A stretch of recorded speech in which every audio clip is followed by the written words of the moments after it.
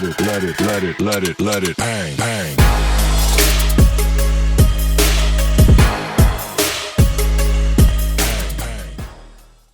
Episode 10, Rolls and Rambles. We've got Professor Carlson Gracie Junior, and we've got D'Angelo Vieira just attending, joining in.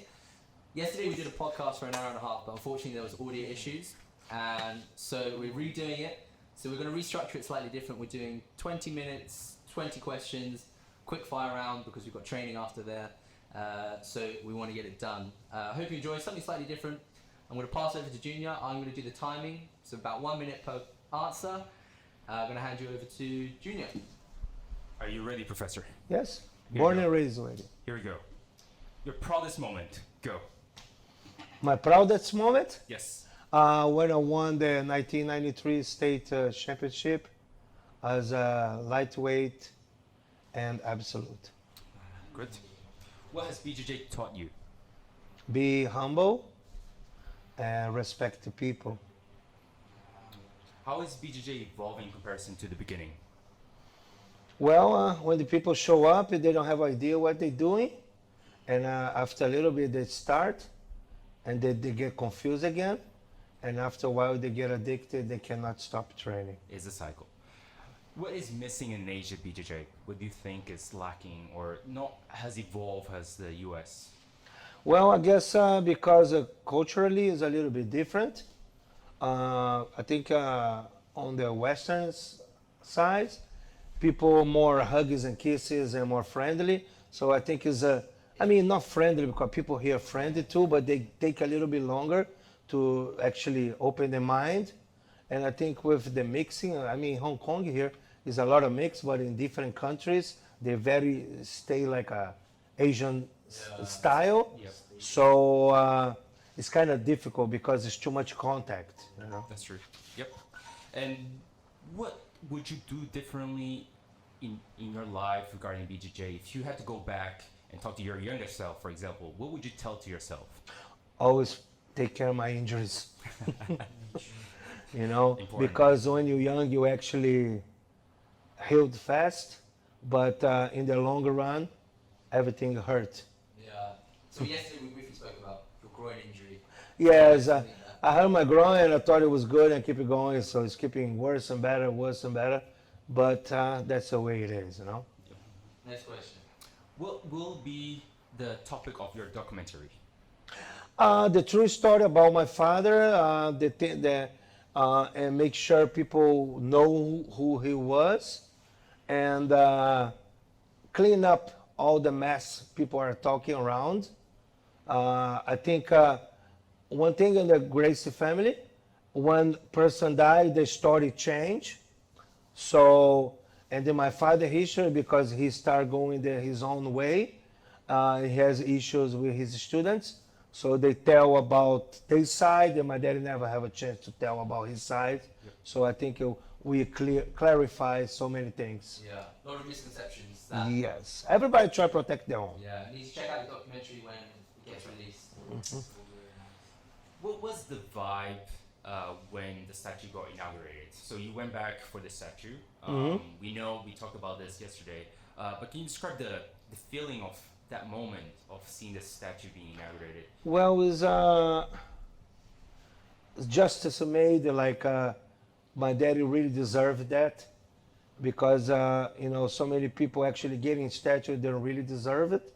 So I think my dad is the person really deserved to have his statue, because he really popularized the Brazilian Jiu-Jitsu, and he actually opened the doors for so many people, and he was a father for so many. So. And as we know, the statue has the handshake. How did that come about? That special handshake. Well, because people say like when they grab, they have a good pressure on the grips. They usually say that it's from skateboard too, but this is something come up with the generations, and the people like to make the handshake as a pressure. And there's some topic in the Carlson Gracie Team really famous for pressure. So the handshake is starting and they keep it going for a long time, And he's And also now it's very famous all over the world. yeah, very famous, and it's a very strong one as well. As you're, Yeah. it's very different from a normal handshake. It's this kind of unique thing on the statue because people come in, handshake and take a photo. Yeah. It's Right. pretty cool. Yeah, I like that about the statue as well. So in regards to the patch, we know also it changed from rooster to bulldog. Can you tell us a little bit about that as well? Well, many years ago, one of the students at the academy, they have this kind of little statue, and he's not little, it's like something like this, with a bulldog sitting crossing the arms. So my dad used to sit on the office of the academy with the arm crossing and listen music. So the statue and my father was kind of looking alike in some kind of way. So they start making the joke where facing the one to other, and that's when the bulldog design starts. And how about, we know that you competed recently. How does that feel coming back to the competition world after a time off? Well, it was a long time off. The idea was honor my father with his 10th anniversary of his death, and was I would say, I cannot say it was the last ride together, but that's the whole idea, bring together the whole lineage and to try to prove the Carlson Gracie team is the strongest one. The objective was achieved because we become world masters female and male team. I already thank you for everybody. I would like to thank you guys again. We did a great job. That was fantastic. It's very inspirational as well. Yeah, so will there be a next competition that is probably... Well, you I plan think to- let's see if my body permit, but I want to see if I got an interest next year for the Brazilian national team. Like the reason is because our team are growing so much on Brazil now. We have almost 100 new schools in the last year. So I think it's going to be a good push for everybody, Yeah, I believe so. It'll be super inspiring as well to see the head guy behind the Carlson Gracie team kind of leading the front. Yeah. It's kind of like seeing the captain of the ship set sail. I'm not sure what's going to happen, but See. I'm not planning to win. I'm just planning to motivate everybody. As well, the experience. Just being there. Just to get in shape, I need to do that. Yeah. So how about, as you mentioned, this competition was in a way for you to honor your father. So can you tell us a bit more about how was he as a coach? How was he as a father? Well, my dad used the person give 100% in everything he do because he really don't like to lose and he don't like the people around him to lose. So he was a person where he gonna give everything he has for you, and he usually expect you respond in that kind of way. He not gonna be, hey, you did this for you, you're gonna have to do it for me. He's expected this be like a back, like a ping pong. I throw the ball to you, you do for me. But he's not the person you should do because I did that for you, like so many people actually do. But his whole idea is make sure you be successful and 100% prepare to defend yourself and the Bulldog logos in the back. So That makes sense. Actually, that leads quite nicely into the next question. How do you see the difference, or how do you see sport jiu-jitsu compared to self-defense jiu-jitsu? Which would you say is, for someone starting out, what would you say is the most important thing of jiu-jitsu to you? well, that's the thing. Like when people show up in the school, it's very hard to teach a new guy. If you don't have a kind of system. So I think in the self-defense system, they blend perfectly with the Brazilian Jiu-Jitsu because if you're looking for some kind of self-defense, nobody show up in the school looking up for become a champion. You look for a self-defense, some kind of workout. So a self-defense is not just only a good way to learn how start to protect yourself on the way any fight start, but is a good way because all the self-defense, mostly of them is combined with a throw, which one is very difficult to teach. So when you learn self-defense, at the same time you learn about base, balance, and how you actually can take the person to the ground, Great. which where the fight end up over. And that's a good segue to, I mean, to understand how would you describe BJJ to someone that doesn't know anything about it, anything about the sport? How would you describe it? I would say it's a very smart game, very dangerous too, because you can hurt yourself if you actually not tap. It's something you learn right away.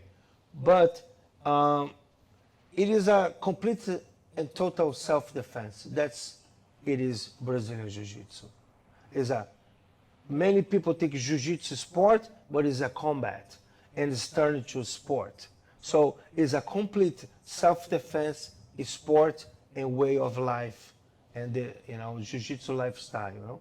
Yes, it does embody more than the actual, just the training. It actually makes. Yes, I mean, I think if you want to just come to the gym and learn self-defense and do some type of different workout, you have your place there.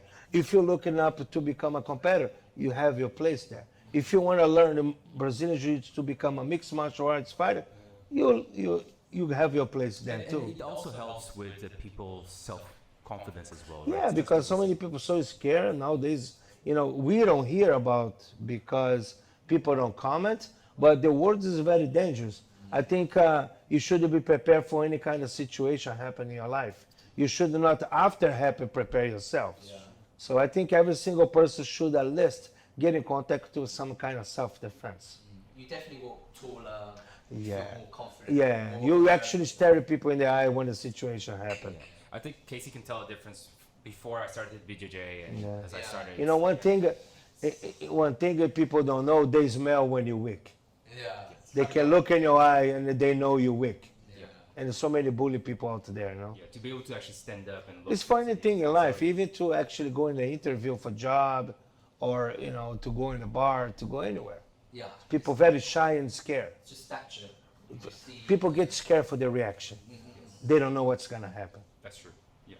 So in regards to the Carlson Gracie style, how would you describe it ultimately to someone? Well, Carlson Gracie style is simple, effective, and strong. That's how I describe. 3 words. Perfect. Yeah. it's- Simple, effective, and strong. That's Yeah. perfect. And probably that's one of the ways, or how you would describe it. It kind of became so prolific across the world. Is that the reason why?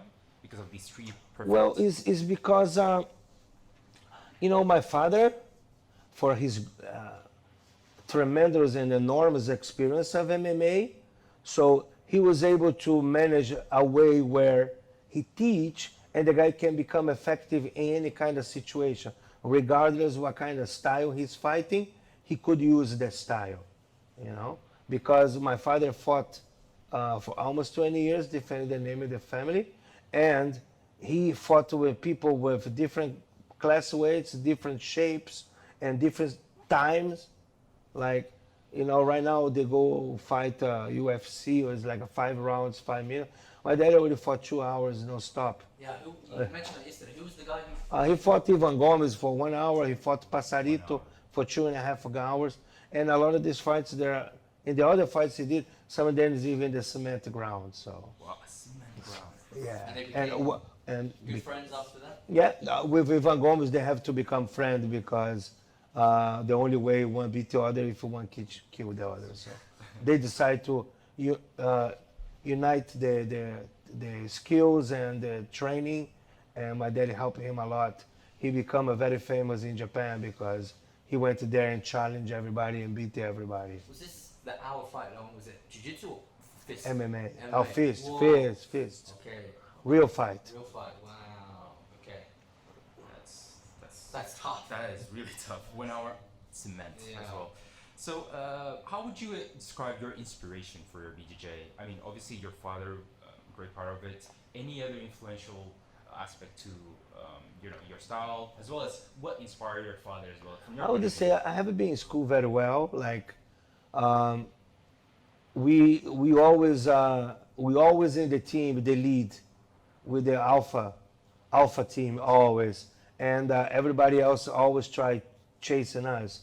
So with the time, like people start going different way, open their own schools and get the competitors to compete against. So we're not just only competing the other teams. In that time, we even compete against the students of my father's students. because it was not very organized like it is now. Everybody unified teams and this and that. So inside our own team, we have the other teams. You know, like D'Angelo know that he's for Nova Geração, and then they have the Murilo Bustamante School.